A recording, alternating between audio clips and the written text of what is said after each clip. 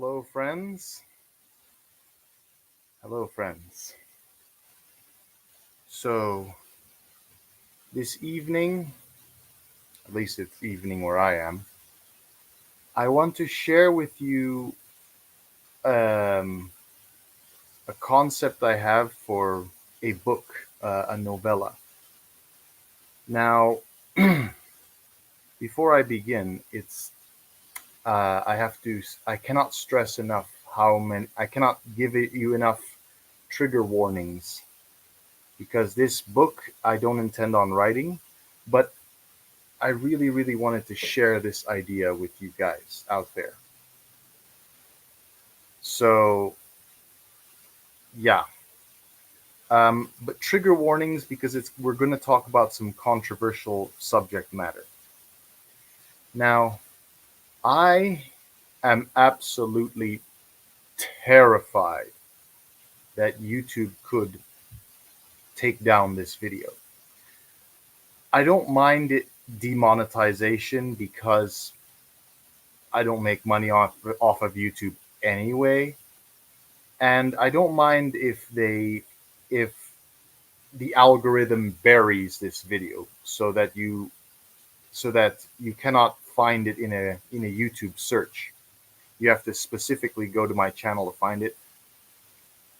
It is what it is. What I am worried about is YouTube taking down the video, but I am prepared for that because I have written down all of everything I wanted to say in a two-page essay on Microsoft Word. So I have a two-page essay that I'm going to read aloud to you guys here. And so what I'm going to do is I'm going to read this aloud. And I'm not going to read the comments. You leave comments if you have any, how do I put this, ideas for me, like you should add this or take away that. If you have any ideas for building on this story idea that I have. So this is a book that I don't intend on writing, but I just wanted to give it to you out there on YouTube. I just wanted you to hear this idea.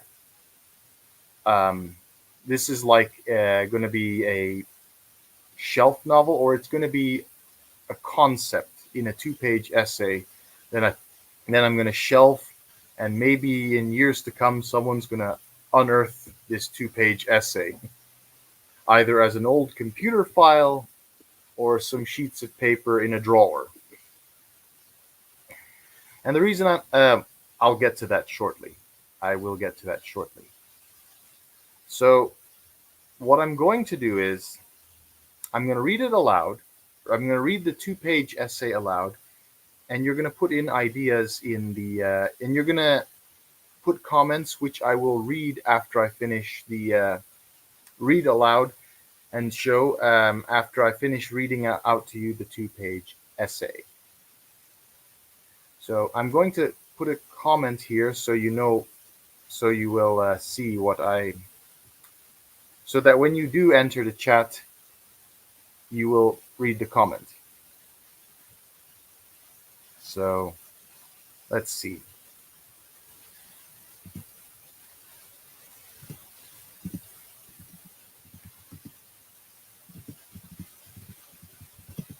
I'm just typing out the thing, my comment, which I will post up here.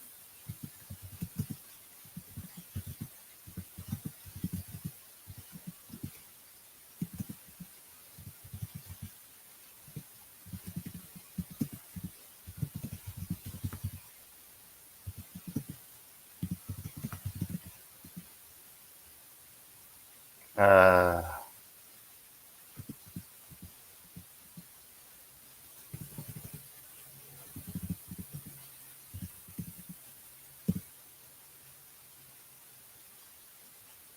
okay. See if I can All right. So show. So I'm going to leave that comment there, and I will. So now I'm going to pull up the essay and let's see if I can read it aloud to you guys. Before I begin, though, I'm reading it. I'm reading the Tommyknockers simply because of all the negative stuff that people on BookTube are saying about it. It actually attracted me to it. You might have seen it in my community tab.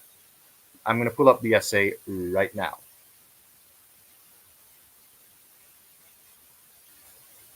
Okay, let's see here. Pull it aside here. Move. Hmm. Okay. Okay. Here we go. Getting fired up. All right. Introduction and context. First, I must give you a trigger warning. I will be talking about the Holocaust, genocide, racism, and anti Semitism in this video. With that said, I want to talk to you today about an idea I have for a World War II historical fiction novella.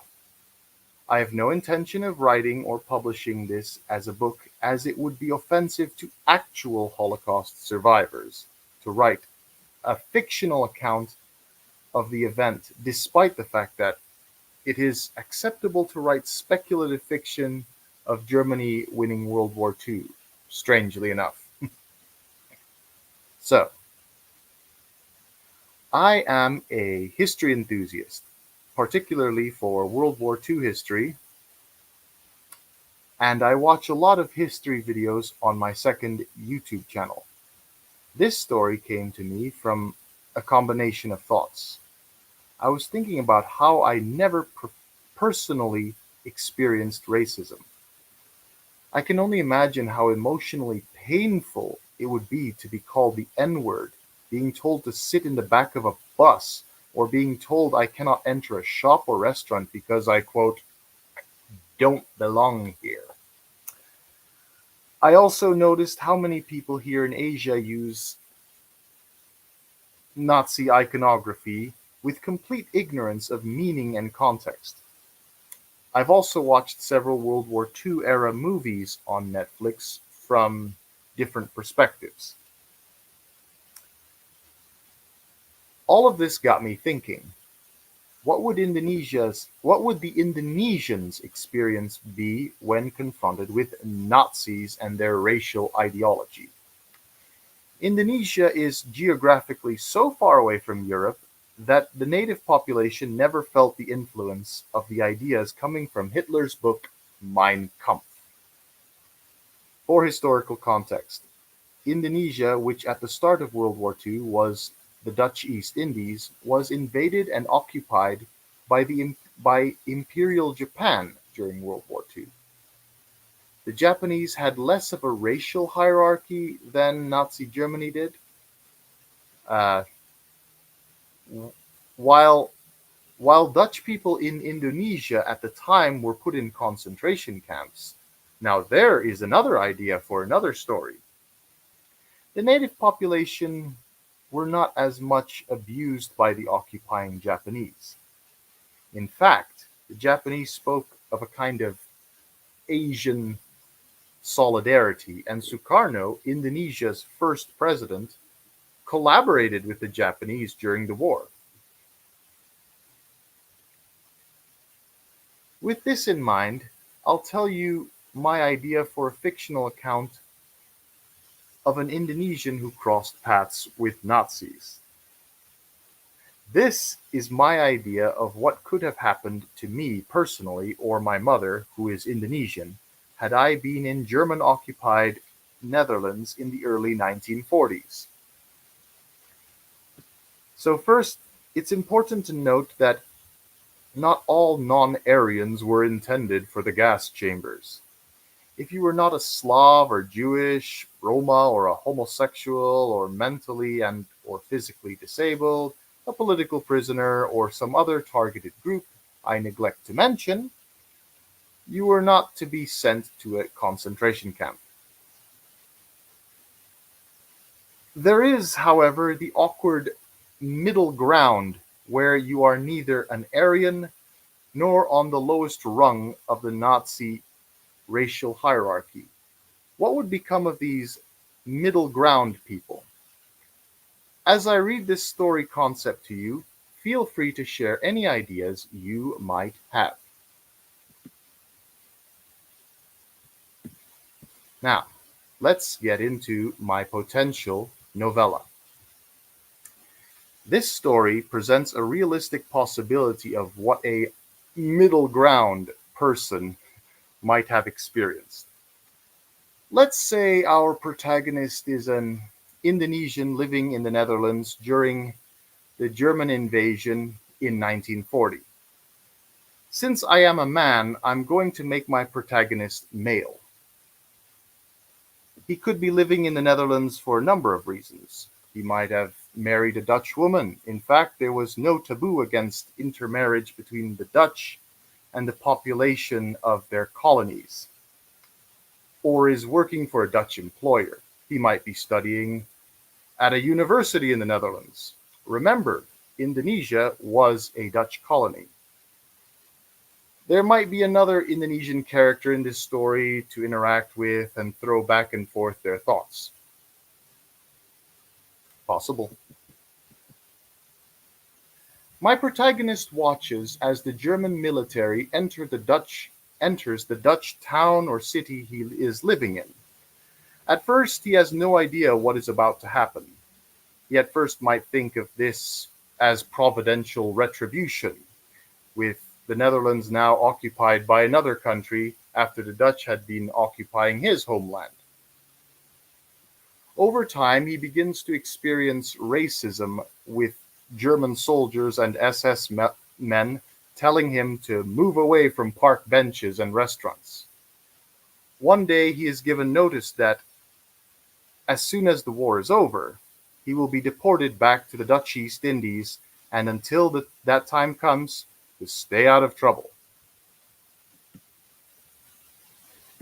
So, yeah, I'm momentarily pausing reading out the essay because I'm keeping an eye on the comments here.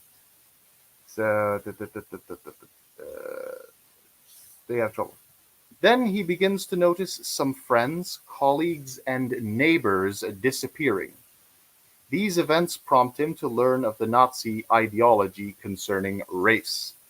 The occupying Germans tell him how he is racially inferior to them, but at least he is not a Jew. Alternatively, my protagonist's brown skin could have him be mistaken for a Roma or Gypsy, also on the lowest rung of the Nazi racial hierarchy. At first, he is confused and unsure what to make of it all. He has no way of researching whether the racial hierarchy is true or not. Remember, the internet was not around at the time. He begins to struggle with feelings of self-loathing. He is unsure if he should turn anyone he knows to be Jewish over to the SS. A darker path this story could take is that he starts turning in people he knows the Nazis are after, or to protect them in whatever way. This is because the Dutch are divided among those resisting the occupation and those collaborating. One day, my protagonist learns that one or more of his friends are Jewish or half Jewish when they come to him to ask if he could somehow hide them or escort them to safety. This then prompts him to take the side of resisting the Nazis. He could then eventually be caught trying to protect his Jewish friends or even openly challenging a German soldier or SS officer regarding the racial ideology. He is then arrested and given a severe beating and has racist insults thrown at him. The Germans then tell him, "You love the Jews? then you shall join them. Then my protagonist is forced onto a train and is taken to a concentration camp. He can either experience the full horrors of the camp, or if I prefer a happy ending, the train is stopped and he is rescued by local resistance forces. This is how my hypothetical story ends. What do you think? Again, I must remind you that I have no intention of publishing this piece of fiction I mapped out in my mind. When compared to other World War II stories, fictional or based on true stories, this story is not as compelling or original. However, it is nevertheless my personal perspective on what could have happened.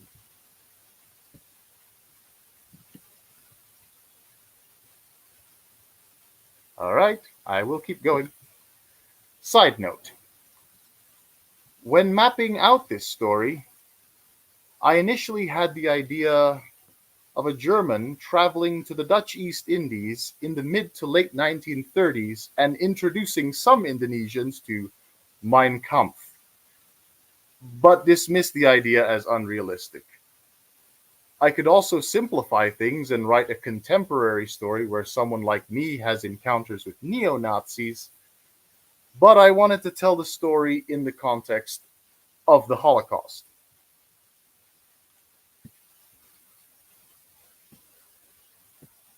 I like the oh, I like the idea. I like it already. Keep going, please. I just finished.